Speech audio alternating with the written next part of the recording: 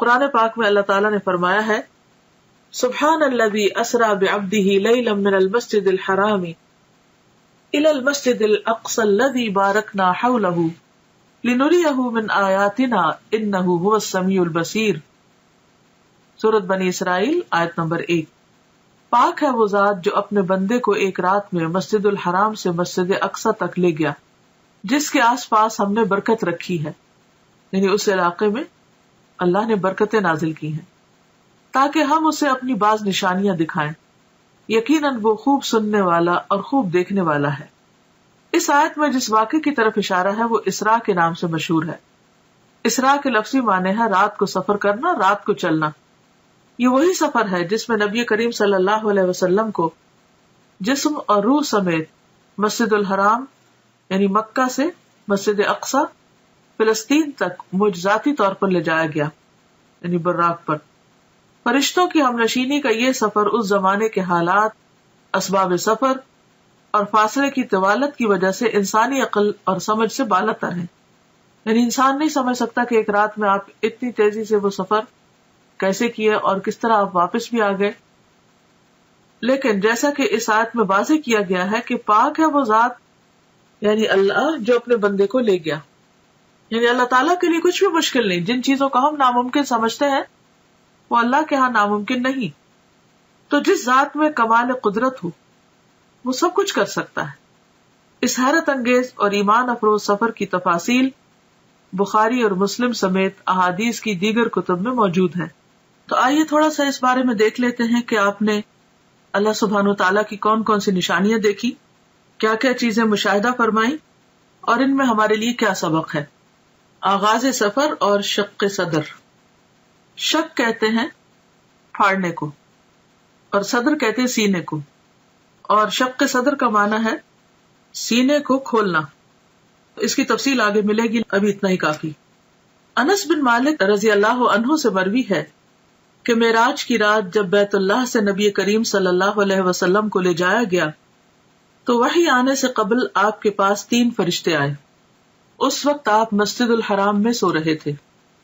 ان میں سے ایک نے پوچھا وہ کون ہے، یعنی آپ کی طرف اشارہ کر کے. دوسرے نے جواب دیا وہ ان میں سب سے بہتر ہیں. تیسرے نے کہا ان میں جو سب سے بہتر ہے انہیں لے لو.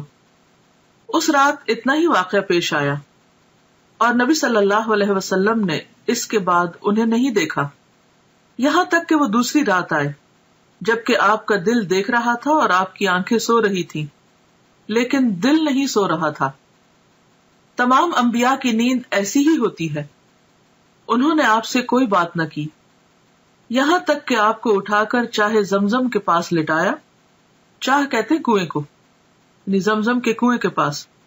یہاں جبریل علیہ السلام نے اپنا کام سنبھالا اور سینہ مبارک گردن تک خود اپنے ہاتھ سے چاک کیا یعنی کاٹا، اور سینہ اور پیٹ کی تمام چیزیں نکال کر انہیں اپنے ہاتھ سے زمزم کے پانی سے دھویا. جب خوب دھو چکے تو آپ کے پاس سونے کا ایک تشت لایا گیا. تشت پلیٹ کو کہتے ہیں جیسے ٹرے وغیرہ. اس میں سونے کا ایک بڑا پیالہ تھا جو حکمت اور ایمان سے پر تھا، یعنی بھرا ہوا تھا. اس سے آپ کے سینے اور گلے کی رگوں کو پر کر دیا، یعنی بھر دیا. وہ حکمت اور ایمان انڈیل دیا سینے اور گلے کی رگوں کو. سینہ مبارک پھر سے سی دیا گیا. صحیح بخاری کتاب التوحید. اور بہت سے لوگ اس بات پر حیران ہوں گے اور پریشان بھی ہوں گے کہ یہ کیسے ممکن ہے کہ کسی کا سینہ چاک کر دیا جائے. تو بات یہ ہے کہ اگر آج اللہ تعالیٰ نے انسان کو یہ عقل دی ہے اور انسان سرجری کے ذریعے سینہ کھول کے پھر اسے بند کرنے کے قابل ہو گیا ہے، اور یہاں تک کہ بعض لوگوں کا ہارٹ ٹرانسپلانٹ کیا بھی گیا ہے اور کافی حد تک اس میں کامیابی بھی ہوئی ہے، تو کیا اللہ کے بھیجے ہوئے فرشتوں اور خاص طور پر جبریل علیہ السلام جو القوی الامین ہے، اللہ تعالیٰ ان کو یہ ٹیکنیک نہیں سکھا سکتا، ان کو یہ طریقہ نہیں بتا سکتا کہ سینہ کھولا کیسے جائے اور سینہ بند کیسے کیا جائے؟ تو یہ بھی اللہ کی نشانیوں میں سے ایک نشانی ہے، اور ایسا علم ہمارے ایمان بالغیب کا ایک ٹیسٹ ہے بیسیکلی کہ کیا ہم اس پر ایمان رکھتے ہیں. بعض اوقات قرآن مجید میں ایسی کوئی بات آتی ہے جیسے موسیٰ علیہ السلام کے معجزات کا ذکر ہے یا دیگر انبیاء کے، تو ہم یہ سوچ کر اس کو مان لیتے ہیں کہ یہ اللہ کا کلام ہے اور قرآن مجید میں کوئی شک نہیں اور یہ درست ہوگا. لیکن جب حدیث میں ہم ایسی کوئی بات پڑھتے ہیں تو بعض اوقات ہم شک میں پڑ جاتے ہیں. تو ہدایت کے لیے بے حد ضروری ہے کہ والذین یؤمنون بما انزل الیک وما انزل من قبلک، وہ لوگ جو ایمان لاتے ہیں اس چیز پر جو آپ کی طرف نازل کی گئی. یعنی صرف قرآن مجید ہی نہیں نازل کیا گیا، حکمت بھی نازل کی گئی. اور جیسا کہ اس حدیث سے تو واضح طور پہ پتہ چل رہا ہے کہ آپ کے سینے کو حکمت سے بھر دیا گیا. تو یہ کہاں سے آئی تھی حکمت؟ کہاں سے آیا تھا ایمان؟ کون لایا تھا؟ وہی لایا تھا جو دوسری وحی لاتے تھے، یعنی جبریل علیہ السلام. کہاں سے لائے تھے؟ اللہ سبحانہ وتعالیٰ کی طرف سے لائے تھے. اور پھر آپ کے اندر انڈیل دی گئی، ڈال دی گئی، اور اس سے آپ کا سینہ بھر دیا گیا. اب آپ سوچ رہے ہوں گے کہ حکمت اور ایمان تو ایبسٹریکٹ چیزیں ہیں، اور گلے کی رگیں جو ہے یا سینہ جو ہے یا دل جو ہے وہ دیکھنے کو مادی چیزیں ہیں، تو یہ کیسے ممکن ہوا؟ تو آپ دیکھیے کہ جیسے روح غیر مادی ہے اور ہمارا جسم مادی ہے. جب روح انسان کے اندر آتی ہے تو وہ تو نظر نہیں آتی، اس کا تو کوئی وزن نہیں ہوتا، تو وہ کیسے آ جاتی؟ وہ کون ڈالتا ہے؟ وہ بھی تو اللہ تعالیٰ فرشتے کو بھیج کر روح ڈالتے ہیں نا. تو جو رب ایک ایبسٹریکٹ چیز کو، نظر نہ آنے والی چیز کو انسان کے جسم کے اندر اور پورے جسم کے اندر ایک فرشتے کو بھیج کر ڈال سکتا ہے، جو رب، کیا وہ رب ایمان اور حکمت کو ایک پیغمبر کے سینے میں نہیں ڈال سکتا؟ خواہ وہ مادی تھے یا نہیں تھے، وہ جس بھی حال میں تھے، ہمیں اس کا علم نہیں دیا گیا. ہمارا فرض بنتا ہے اس پر ایمان لانا، کیونکہ یہ ایمان بالغیب ہی کی ایک قسم ہے. تو یہ سفر کا آغاز تھا، یعنی آپ نے ابتدا میں کچھ نشانیاں دیکھی اور ان کو محسوس کیا، اور خواب میں آپ کو چیزیں دکھائی گئیں. اس کے بعد پھر کیا ہوا؟ مسجد الحرام سے مسجد اقصی تک اسراء کا واقعہ، اور اسراء عربی میں کہتے ہیں رات کے وقت سفر کرنے کو. اس کے بعد آپ کے پاس شراب، دودھ اور شہد کے برتن لائے گئے. آپ نے دودھ پسند فرمایا. جبریل علیہ السلام نے کہا آپ نے فطرت پائی، آپ کو ہدایت نصیب ہوئی، اور آپ کی امت کو بھی. یہ مسند احمد کی روایت کا حوالہ ہے. یہاں پر آپ دیکھیے کہ آپ صلی اللہ علیہ وسلم براق پر سفر کرتے ہیں، انبیاء کی امامت کرتے ہیں، اور پھر اس کے بعد آپ کی مہمانی کی جاتی اور 3 چیزیں پیش کی جاتی، اور تینوں میں سے آپ دودھ کو پسند کرتے ہیں. تو اس سے یہ پتہ چلتا ہے کہ انسان کے کھانے پینے کی جو چوائس ہوتی ہے وہ اس کی شخصیت کی عکاس ہوتی ہے. اب دنیا میں بھی اگر کوئی شراب کو پسند کرتا ہے تو اس کا مطلب یہ ہے کہ اس کی ایک خاص قسم کی پرسنالٹی. دودھ کو پسند کرنے والے شہد کو پسند کرنا، تو ہر انسان اپنے اپنے مزاج کے مطابق چیزوں کا انتخاب کرتا ہے.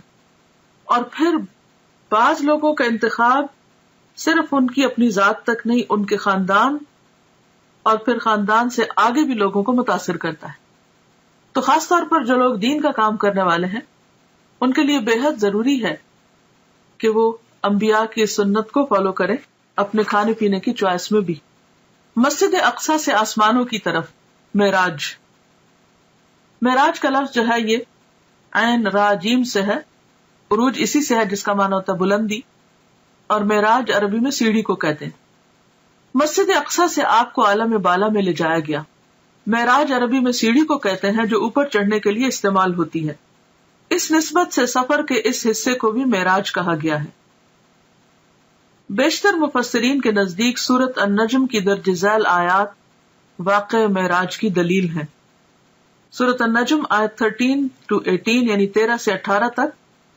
وَلَقَدْ رَآهُ نَزْلَةً أُخْرَى عِنْدَ سِدْرَةِ الْمُنْتَهَى عِنْدَهَا جَنَّةُ الْمَأْوَى إِذْ يَغْشَى السِّدْرَةَ مَا يَغْشَى مَا زَاغَ الْبَصَرُ وَمَا طَغَى لَقَدْ رَأَى مِنْ آيَاتِ رَبِّهِ الْكُبْرَى. اور ایک مرتبہ پھر اس نے سدرۃ المنتہا کے پاس اس کو اترتے دیکھا. کس نے کس کو دیکھا؟ محمد صلی اللہ علیہ وسلم نے جبریل علیہ السلام کو دیکھا. اس کا مطلب یہ کہ آپ سدرۃ المنتہا تک تشریف لے گئے جہاں پاس ہی جنت المأوا ہے. سدرہ کہتے ہیں بیری کے درخت کو. اس وقت سدرہ پر چھا رہا تھا جو کچھ چھا رہا تھا، یعنی نور وغیرہ. اس کی وضاحت یہاں نہیں کی گئی، لیکن مراد یہی ہے۔ نہ نگاہ چندھیائی نہ حد سے متجاوز ہوئی، یعنی نہ نگاہ چندھیائی، چندھیائی کا مطلب یہ ہے کہ جب ہم مثلا سورج کی طرف دیکھتے ہیں تو ہماری آنکھیں کیسے ہو جاتی ہیں، ایک دم ہم سکویز کرنے لگتے ہیں آنکھوں کو، تو یہ چندھیانا ہوتا ہے، یعنی پوری طرح آنکھ کھول کے نہ دیکھنا۔ تو نہ نگاہ چندھیائی نہ حد سے متجاوز ہوئی، یعنی جہاں تک دیکھنے کا حکم تھا وہی تک ٹھہری رہی، اس سے آگے نہیں گئی۔ اور اس نے یعنی محمد صلی اللہ علیہ وسلم نے اپنے رب کی بڑی بڑی نشانیاں دیکھی۔ تو یہ آیات اس بات پر دلیل ہے کہ آپ صلی اللہ علیہ وسلم اس رات صرف مسجد اقصی تک نہیں بلکہ آسمانوں پر تشریف لے گئے، اور صرف آسمانوں تک نہیں سدرۃ المنتہا تک گئے، اور وہاں تک تشریف لے گئے جہاں نہ کوئی انسان گیا، نہ کوئی جن اور نہ کوئی فرشتہ۔ مندرجہ بالا آیات میں نبی کریم صلی اللہ علیہ وسلم کے آسمانوں کی طرف جانے اور سدرۃ المنتہا اور اس کے آس پاس کی چیزوں کو دیکھنے کا ثبوت ملتا ہے۔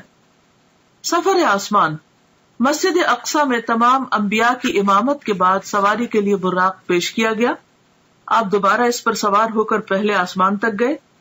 جبریل علیہ السلام نے آسمان کا دروازہ کھلوایا، فرشتوں کی طرف سے پوچھا گیا کون ہے؟ جبریل علیہ السلام نے فرمایا میں جبریل ہوں۔ پوچھا گیا ساتھ کون ہے؟ بتایا گیا محمد صلی اللہ علیہ وسلم ہے۔ پوچھا گیا ان کو پیغام الہی دے کر بھیجا گیا ہے؟ جبریل علیہ السلام نے کہا ہاں۔ تب اندر والے فرشتے نے سن کر کہا مرحبا، آپ بہت اچھے آئے۔ آپ فرماتے ہیں میں وہاں پہنچا تو آدم موجود تھے علیہ السلام۔ اس سے کیا بات پتہ چلتی کہ کسی کے گھر میں داخل ہونے سے پہلے، کسی کے خاص علاقے میں داخل ہونے سے پہلے دروازہ کھٹکھٹانا، اپنا نام بتانا، اجازت ملنا اور پھر داخل ہونا، یہ ہے صحیح طریقہ۔ اور اس وقت آپ دیکھیے کہ آسمان کے جو فرشتے ہیں وہ صرف یہ سن کر نہیں دروازہ کھول دیتے کہ جبریل موجود ہے، حالانکہ جبریل علیہ السلام کی قدردانی آسمانوں میں بھی اور زمین پر بھی۔ اس کے باوجود جب وہ کہتے ہیں میں جبریل ہوں تو وہ یہ نہیں کہتے دھڑ سے دروازہ کھول دیں، نہیں، پوچھتے ہیں کہ ساتھ کون ہے، اور ساتھ کون ہے؟ سب انسانوں میں سے عظیم چنے ہوئے انسان۔ بتایا گیا محمد صلی اللہ علیہ وسلم۔ اب اتنا کہنے پر بھی دروازہ نہیں کھلتا۔ پوچھتے ہیں کہ کیا ان کو پیغام الہی دے کر بھیجا گیا؟ کیا اللہ تعالیٰ نے بلایا ہے؟ جبریل نے کہا ہاں۔ تب فرشتے نے سن کر کہا مرحبا۔ اس سے یہ پتہ چلتا ہے کہ فرشتے کس قدر امانت دار ہیں، کس قدر ڈیوٹیفل ہیں۔ ان کو جو کہا گیا ہے وہی کرتے ہیں، یفعلون ما یؤمرون۔ اچھا ہمارا حال کیا ہوتا ہے کہ ہم فوراً ایکسائٹمنٹ میں اپنی حدود سے آگے بڑھ جاتے ہیں۔ اچھا فلاں، بس فلاں کے لیے تو کوئی قید ہی نہیں، کوئی حد ہی نہیں اور کوئی ریسٹرکشن ہی نہیں۔ دنیا میں آپ دیکھیے کہ جو VIP عام طور پر ہوتے ہیں یا مخصوص قسم کے لوگ ہوتے ہیں، بعض اوقات ان کے لیے کوئی قانون نہیں ہوتا اور سمجھتے کہ وہ ہر قانون سے بالا ہے، اور وہ جہاں سے چاہے داخل ہو جائے اور جو چاہے کرے، اور اگر کسی کو روکا جائے تو وہ اس کو انا کا مسئلہ بھی بنا لیتا ہے کہ میری بے عزتی کی گئی ہے۔ لیکن یہاں پر آپ دیکھیے کہ جبریل علیہ السلام بھی اس قانون کی پابندی کرتے ہیں اور بہت آرام کے ساتھ جواب دیتے ہیں، اور پھر جتنا سوال پوچھا جاتا ہے اتنا ہی جواب دیتے ہیں، اور پھر نبی صلی اللہ علیہ وسلم کا تعارف کراتے ہیں، اور اس کے بعد دروازہ کھلتا ہے۔ جب دروازہ کھلتا ہے تو آپ صلی اللہ علیہ وسلم آدم علیہ السلام کو دیکھتے ہیں۔ جبریل نے کہا کہ یہ آپ کے باپ آدم ہیں۔ اس سے پتہ چلتا ہے کہ گائیڈڈ ٹور تھا اور جبریل علیہ السلام ساتھ ساتھ تعارف کرا رہے تھے۔ تو ہمارے سیکھنے کی بات یہ بھی ہے کہ ہمارے پاس اگر کوئی گیسٹ آئے یا ہم اس کو کوئی ٹور دلوا رہے ہوں تو اس کی رہنمائی بھی کرنی چاہیے کہ وہ کس سے مل رہا ہے، کہاں جا رہا ہے، کیونکہ ہم ازیوم کر لیتے ہیں کہ خود ہی ٹھیک ہے، یا کثر نفسی سے کام لیتے ہیں کہ اچھا اب یہ کیا بتانا، تو یہ جب پوچھیں گے تو ہم بتا دیں گے، اگر نہیں پوچھے تو نہ صحیح۔ اس میں ضروری حد تک معلومات دی جا رہی ہیں، اور ساتھ یہ بھی بتایا جا رہا ہے کہ انہیں سلام کیجیے، حالانکہ نبی صلی اللہ علیہ وسلم سے بڑھ کر سلام کرنے والا کون تھا؟ تو نبی صلی اللہ علیہ وسلم فرماتے کہ میں نے انہیں سلام کیا تو آپ نے جواب دیا، یعنی آدم علیہ السلام نے، مرحبا فرزند صالح، نبی صالح، اور آپ کی نبوت کا اقرار کیا۔ یہ صحیح بخاری کی روایت ہے، کتاب التوحید۔ حالانکہ عمر میں حضور صلی اللہ علیہ وسلم بعد میں آئے، یعنی آپ کے بچوں میں سے، تو بعض اوقات ہم بچوں سے ایکسپیکٹ کرتے ہیں کہ وہ ہمارا ادب کرے اور وہ ہمیں زیادہ اپریشیٹ کرے، لیکن آدم علیہ السلام خود آگے بڑھ کر مرحبا کہتے ہیں اور بہت محبت بھرے کلمات کہتے ہیں، فرزند صالح، نبی صالح، اور پھر آپ کی نبوت کو بھی مانتے ہیں۔ اس سے ایک بہت اچھی بات پتہ چلتی ہے کہ اگر بچے کبھی والدین سے زیادہ ترقی کر جائیں، مرتبے اور مقام میں، اسٹیٹس میں آگے بڑھ جائیں، تو اس صورت میں اس اسٹیٹس کو اکنالج کرنا، اولاد کو اپریشیٹ کرنا، ان کو ان کا مقام دینا، یہ بھی پیغمبرانہ اخلاق میں سے ہے۔ اور اس میں آپ دیکھیں کہ وہ انہیں صالح کہہ کے پکارتے، یعنی نیک۔ یہ کوئی خوشامد نہیں تھی یا کوئی جھوٹی تعریف نہیں تھی۔ اگر کسی کے اندر کوئی خوبی ہے تو اس خوبی کا ذکر کر دینا اخلاص کے ساتھ، اچھے آسن انداز میں، دوسرے کو اچھے لقب سے پکارنا، یہ بھی ایک بہترین اخلاق ہے۔ بعض اوقات جب کوئی چھوٹا ہوتا ہے نا عمر میں ہم سے، تو خواہ مرتبے میں بڑا بھی ہو تو ہم صرف نام لے لے کے پکارتے ہیں، یہ ظاہر کرنے کے لیے کہ ہم عمر میں بڑے ہیں یا ہم کسی بھی اعتبار سے بڑے ہیں، اور یہ تو چھوٹا ہے، اگر اس کے اندر کوئی خوبی ہے بھی تو بھی اس کو اکنالج نہیں کرتے۔ مثلاً بعض اوقات ایسا ہوتا ہے کہ آپ کا کوئی شاگرد بہت ترقی کر جاتا ہے، علم حاصل کر کے بڑے مرتبے پہ پہنچ جاتا ہے، تو اب آپ اس کو یہ نہ سوچیں کہ چونکہ یہ میرا شاگرد ہے اس لیے زندگی بھر یہ میرے سے کم ہی رہے گا، نہیں، وہ آپ سے زیادہ بھی آگے جا سکتا ہے۔ تو ایسی صورت میں اس کے علم کو، اس کے تقویٰ کو یا کسی بھی چیز کو اکنالج کرنا جو ہے یہ بھی ضروری ہوتا ہے۔ ایک اور روایت ہے کہ آپ نے آسمان دنیا میں ایک بزرگ شخص کو بیٹھے دیکھا جس کے دائیں اور بائیں صرف کچھ صورتیں نظر آئیں۔ دائیں طرف دیکھتے تو وہ بزرگ ہنستے اور بائیں طرف دیکھتے تو روتے۔ میں نے جبریل سے پوچھا یہ کون ہے؟ تو جواب دیا گیا آدم ہے۔ یہ دوسری روایت میں آتا ہے یہ دائیں جانب والی اور بائیں جانب والی صورتیں ان کی اولاد ہیں۔ دائیں طرف رائٹ ہینڈ والے جنتی ہیں اور بائیں طرف والے دوزخی ہیں، اس لیے ایک طرف دیکھ کر ہنستے ہیں اور دوسری طرف دیکھ کر روتے ہیں۔ یہ صحیح بخاری کی روایت ہے۔ نبی کریم صلی اللہ علیہ وسلم فرماتے ہیں جبریل مجھے لے کر آگے بڑھے اور دوسرے آسمان تک پہنچے، پھر اسی طرح سوال و جواب ہوئے۔ وہاں مجھے عیسیٰ اور یحییٰ علیہ السلام ملے جو باہم خالہ زاد بھائی بھی ہیں۔ جبریل علیہ السلام نے کہا یہ یحییٰ اور عیسیٰ علیہ السلام ہیں، انہیں سلام کیجیے۔ میں نے سلام کیا، دونوں نے جواب دیا، پھر کہا مرحبا برادر صالح اور نبی صالح، اور آپ کی نبوت کا اقرار کیا۔ پھر اسی طرح ان سے کچھ باتیں ہوئیں۔ صحیح بخاری کی روایت ہے۔ اس سے پتہ چلتا ہے کہ جس آسمان پہ بھی آپ جا رہے تھے وہاں سلام دعا ہو رہی تھی، اور یہی ہم مسلمانوں کا بھی شعار اور طریقہ ہونا چاہیے کہ جس سے بھی ملے تو پہلی چیز سلام دعا۔ اس کے بعد مجھے لے کر تیسرے آسمان کی طرف چڑھے اور دروازہ کھلوایا۔ پوچھا گیا کون؟ جبریل نے کہا میں ہوں۔ پوچھا گیا تمہارے ساتھ کون ہے؟ انہوں نے کہا محمد صلی اللہ علیہ وسلم۔ پوچھا گیا ان کے پاس پیغام الہی دے کر بھیجا گیا ہے؟ جبریل علیہ السلام نے کہا ہاں۔ فرشتوں نے یہ سن کر کہا مرحبا، آپ بہت اچھے آئے۔ دروازہ کھولا گیا، وہاں پہنچے تو دیکھا کہ وہاں یوسف علیہ السلام موجود ہیں۔ جبریل علیہ السلام نے کہا یہ یوسف علیہ السلام ہے، سلام کہیے۔ میں نے سلام کیا، انہوں نے جواب دیا۔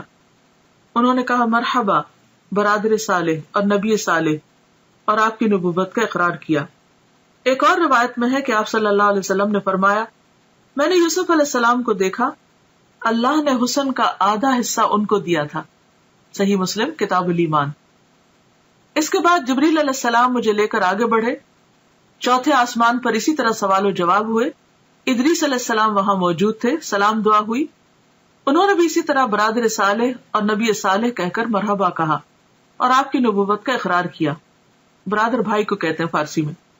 اس کے بعد جبریل علیہ السلام پانچویں آسمان تک آگے بڑھے، وہاں بھی اسی طرح سلام دعا ہوئی۔ ہارون علیہ السلام وہاں موجود تھے، انہوں نے بھی نبی صالح برادر صالح کہہ کر مرحبا کہا اور آپ کی نبوت کا اقرار کیا۔ اس کے بعد آگے چھٹے آسمان تک چڑھے، دروازہ کھلوایا گیا اور اسی طرح سوال و جواب اور مرحبا کہا اور آپ کی نبوت کا اقرار کیا۔ یہاں پر موسیٰ علیہ السلام تھے، آپ انہیں چھوڑ کر آگے بڑھے تو وہ رونے لگے۔ پوچھا آپ کے رونے کی کیا وجہ ہے؟ انہوں نے کہا میں اس لیے روتا ہوں کہ یہ نوجوان پیغمبر نبی صلی اللہ علیہ وسلم میرے بعد مبعوث ہوئے، ان کی امت کے لوگ میری امت کے لوگوں سے زیادہ تعداد میں جنت میں جائیں گے. یعنی انہیں اپنی امت کا فکر تھا اور وہ ان کے غم میں ایک طرح سے رو رہے تھے. یہ نہیں کہ انہیں نبی صلی اللہ علیہ وسلم کو زیادہ خیر ملنے پر حسد کا شکار ہو کر رونا دھونا شروع کر دیا. اور اس سے یہ بھی پتہ چلتا ہے کہ جب انسان کسی کے اندر کوئی خوبی اور بھلائی دیکھتا ہے تو اس وقت وہ تمنا کرتا ہے کہ اس کے پاس بھی خوبی اور بھلائی ہو. لیکن یہاں آپ دیکھیں کہ موسیٰ علیہ السلام اپنی ذات نہیں اپنی امت کی فکر کر رہے ہیں, اور یہ امت کی خیرخواہی اور لوگوں کی خیرخواہی جو ہے یہ انبیاء کی سرشت میں ہوتی ہے. اس کے بعد 7ویں آسمان پر پہنچے اور دروازہ کھلوایا. پوچھا گیا کون؟ میں نے کہا جبریل ہوں. پوچھا گیا تمہارے ساتھ کون ہے؟ انہوں نے کہا محمد صلی اللہ علیہ وسلم ہے. پوچھا گیا ان کے پاس پیغام الہی دے کر بھیجا گیا؟ اس سے پتہ چلتا ہے کہ ہر آسمان کے فرشتے نے ایسا ہی کیا. جبریل علیہ السلام نے کہا ہاں. فرشتوں نے یہ سن کر کہا مرحبا, آپ بہت اچھے آئے. جب میں وہاں پہنچا تو ابراہیم علیہ السلام کو موجود پایا. جبریل علیہ السلام نے کہا یہ آپ کے جد امجد ابراہیم علیہ السلام ہیں, انہیں سلام کہیے. میں نے انہیں سلام کیا. انہوں نے جواب دیا اور فرمایا مرحبا, فرزند صالح, نبی صالح, اور بیٹا کہہ کر پکارا. آپ کی نبوت کا اقرار کیا. وہاں ابراہیم علیہ السلام بیت المعمور کے ساتھ ٹیک لگا کر بیٹھے ہوئے تھے. یعنی گویا دنیا میں جو ان کا خاص بہترین عمل تھا اس کی جزا کے طور پر اللہ تعالیٰ نے ان کو وہاں بھی گھر عطا کیا. سیدنا ابن عباس سے مروی ہے کہ آپ ایک ایسے مقام پر پہنچے جہاں پر جبریل علیہ السلام نے آپ کا ساتھ چھوڑ دیا. تو اس پر آپ نے فرمایا ایسے مقام پر کوئی دوست اپنے دوست کو نہیں چھوڑتا, آپ میرا ساتھ کیوں چھوڑ رہے ہیں؟ جبریل علیہ السلام نے فرمایا اگر میں اس مقام سے آگے بڑھوں تو نور سے جل جاؤں گا. سنن بہقی کی روایت ہے. اس کے بعد آپ کو سدرۃ المنتہا تک لے جایا گیا. اس کے بیر حجر کے مٹکوں کے برابر اور اس کے پتے ہاتھی کے کان کی طرح تھے. یعنی پتے بہت بڑے بڑے تھے اور بیر بھی بہت بڑے بڑے. اس پر سونے کے پتنگے چھا گئے اور اللہ کے حکم سے جو کچھ چھانا تھا چھا گیا. یہ حجر کے مٹکے جو ہے یہ علاقے کا نام ہے اور وہاں کے برتن شاید مشہور ہیں یا خاص سائز کے ہیں تو اس لیے ان سے تشبیہ دی گئی.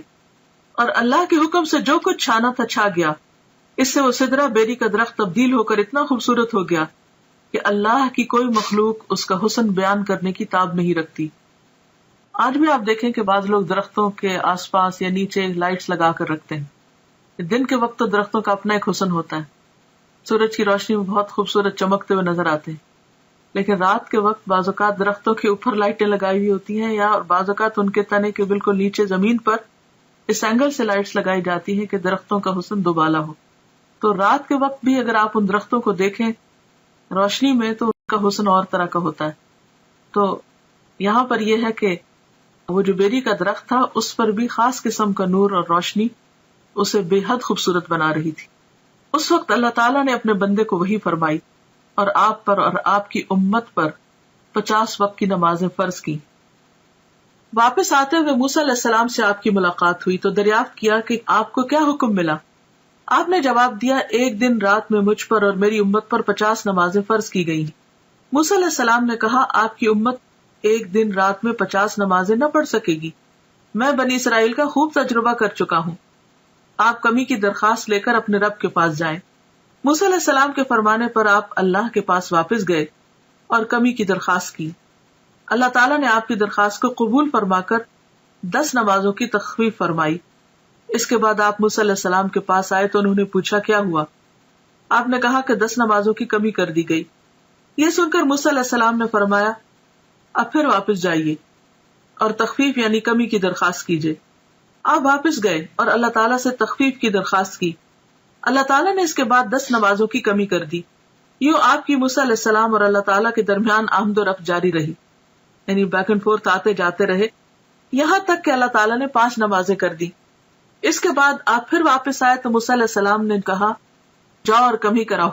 آپ نے کہا اب مجھے شرم آتی ہے, جو اللہ تعالیٰ نے فرض کیا ہے اس پر راضی ہوں. آپ نے فرمایا جب میں وہاں سے واپس آیا تو ایک پکارنے والے نے پکار کر کہا میں نے اپنا فرض پورا کر دیا اور بندوں کے لیے تخفیف کر دی. یہ 5 نمازیں اجر میں 50 کے برابر ہوں گی. بخاری. اس سے ایک اور بات یہ بھی پتہ چلتی ہے کہ بعض اوقات کوئی حکم آتا ہے, کوئی پالیسی بنتی ہے یا کوئی ایسا قانون پاس ہوتا ہے جو عوام کے لیے بہت مشکل ہو سکتا ہے. تو جو بھی شخص یا جو بھی انسان یہ سمجھتا ہو کہ یہ لوگوں کے لیے بھاری ہوگا یا مشکل ہو, تو وہ ان کے حق میں سفارش کر کے بات کر سکتا ہے. یہاں پر آپ دیکھیے کہ نبی صلی اللہ علیہ وسلم اللہ تعالیٰ کا حکم آنے کے بعد اس میں تخفیف کی درخواست کر رہے ہیں, اور موسیٰ علیہ السلام سفارش کر رہے ہیں. تو اس سے ایک تو ہم موسیٰ علیہ السلام کی بہت مرہون منت ہے کہ انہوں نے ہمارا بہت خیال کیا, ورنہ ہم جو 5 نہیں پڑھتے تو 50 کہاں پڑھتے, تو کس قدر مشکل ہوتی.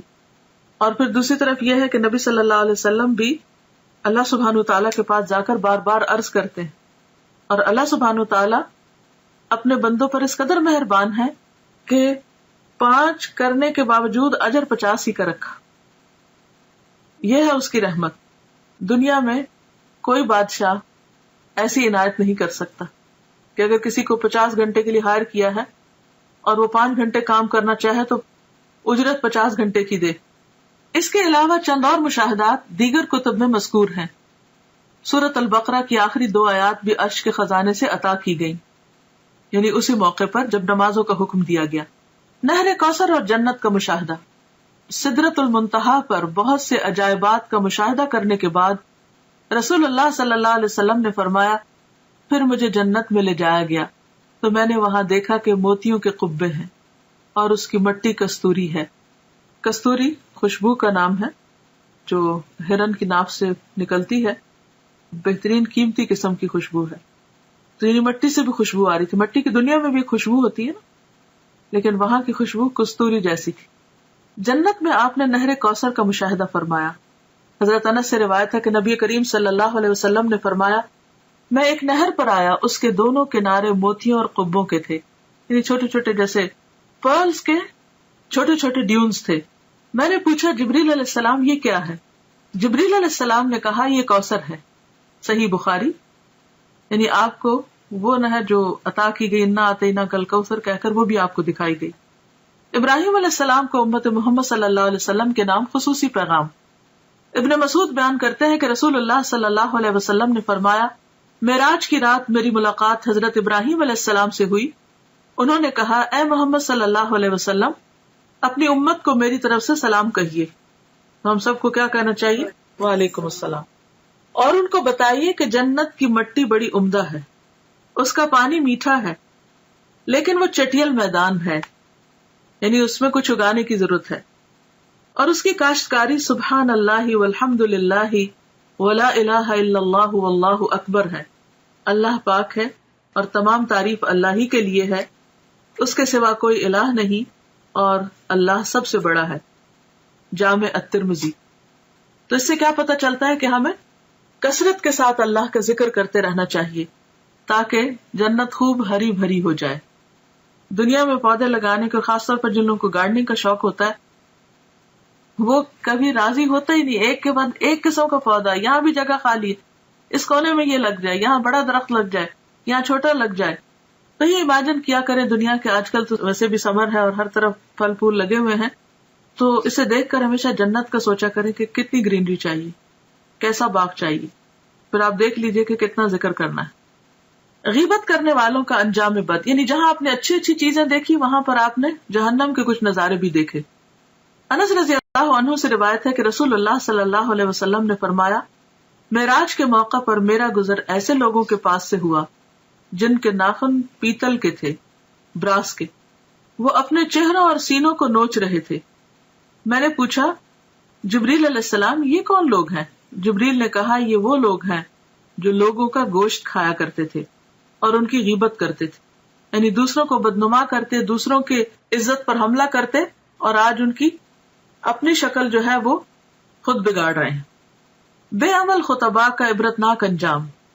انس رضی اللہ عنہ سے روایت ہے کہ رسول اللہ صلی اللہ علیہ وسلم نے فرمایا, میں نے معراج کی رات کچھ لوگوں کو دیکھا کہ ان کے منہ آگ کی کینچیوں سے کاٹے جا رہے ہیں. میں نے پوچھا جبریل یہ کون لوگ ہیں؟ جبریل نے کہا یہ آپ کی امت کے وہ خطیب ہیں, سپیکرز ہیں جو لوگوں کو تو بھلائیوں کا حکم دیتے ہیں اور خود ان پر عمل نہیں کرتے, حالانکہ وہ کتاب بھی پڑھتے ہیں بس وہ نہیں سمجھتے.